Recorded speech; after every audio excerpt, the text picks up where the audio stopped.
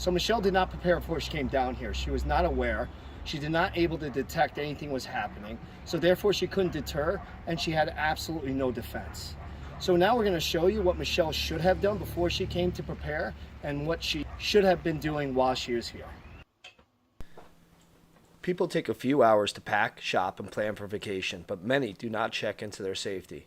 Before going somewhere that you're not familiar with, take 15 to 30 minutes to research the area so you have an idea of your personal security, the threat, and how to greatly reduce your chances of becoming a victim.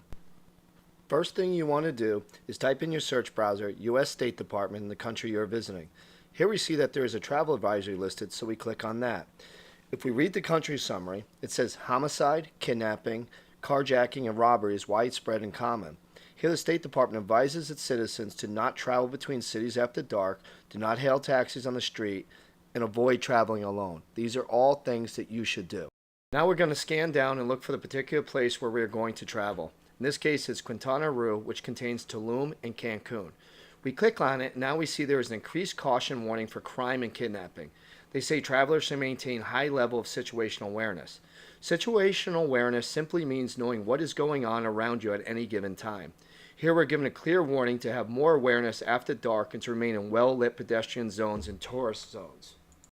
Now we go back out to the main page and keep scrolling down, and we see general security recommendations, which are good to follow. Keep traveling companions and family back home informed of travel plans. Arrange a time and a method of check-in. If taking a taxi or car service, take a photo of the taxi identification and text it to a friend. Exercise increased caution when taking part in the nightlife. Do not display signs of wealth such as wearing expensive watches, jewelry, or clothes. Be on high alert of situational awareness when visiting banks or ATMs.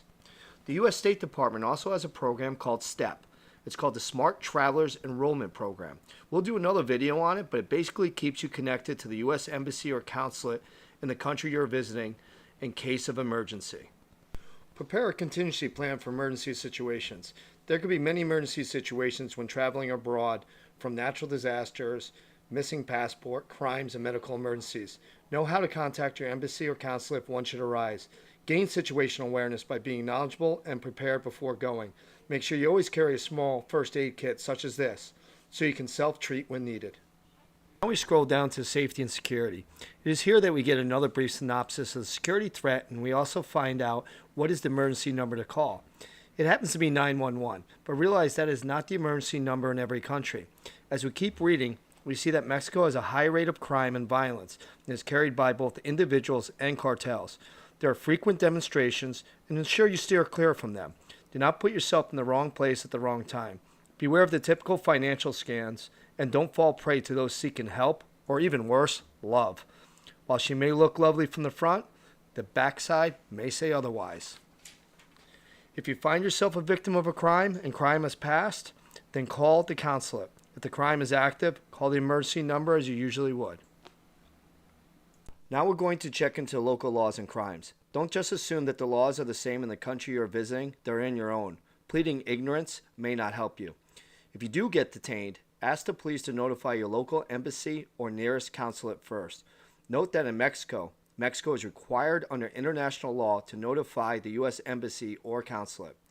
In Mexico, it is illegal for tourists to carry weapons of any kind, to include firearms, knives, brass knuckles, or even spent ammunition. All right, so you guys just saw the video that tourists are not allowed to bring down weapons or anything that looks like weapons down to Mexico.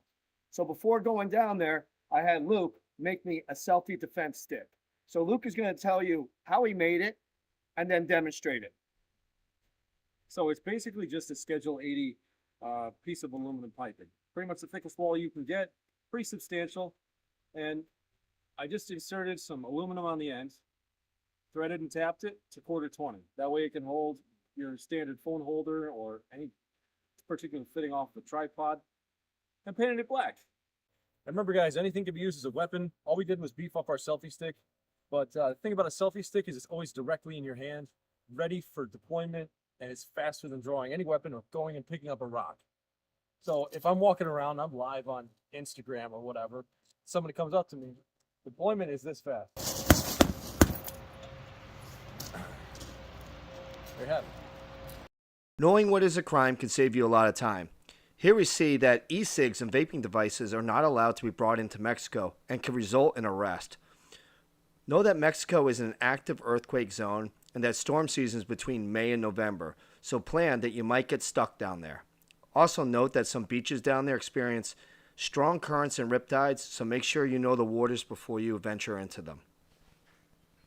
Now we're going to click on the health section. There's a lot of information you want to look at here, but for this video we're going to just talk about pharmaceuticals, water, and sicknesses.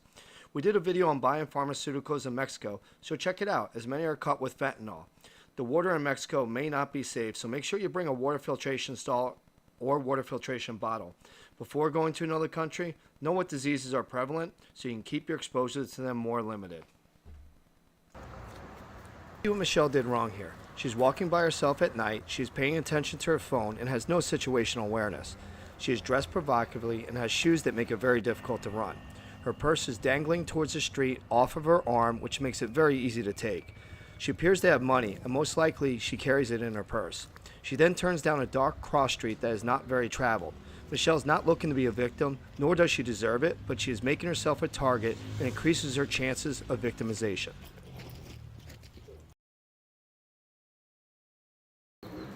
She learned to gain situational awareness by understanding her threats better. She's not on her phone or being distracted.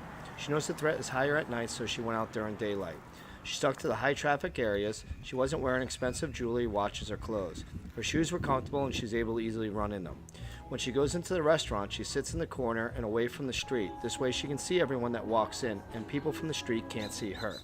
Her purse is securely strapped to her back, so it just can't be ripped from her easily. She also keeps some money in there, but most is hidden on her body.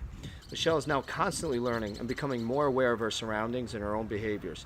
She understands that by planning and preparing before going somewhere will keep her more safe. With the knowledge she gained, she will be able to better detect and deter potential threats. Nobody wants to be a victim, so make yourself a harder target. If you can properly detect and deter, you might not have to defend. All right, guys, so down here in Tulum, we had a great time shooting these videos for you. But the most important thing about these videos is about your own personal and your family's personal protection. So before you go anywhere, make sure you just take those precautions, just like you would before you're packing, you research everything. Research where you're going. Know your threat of where you are and make sure you are prepared, because the more you're prepared, the less you're going to have to respond. You don't want to get to the deterrence and the defense level. If you like this video and you know someone's travel, share it.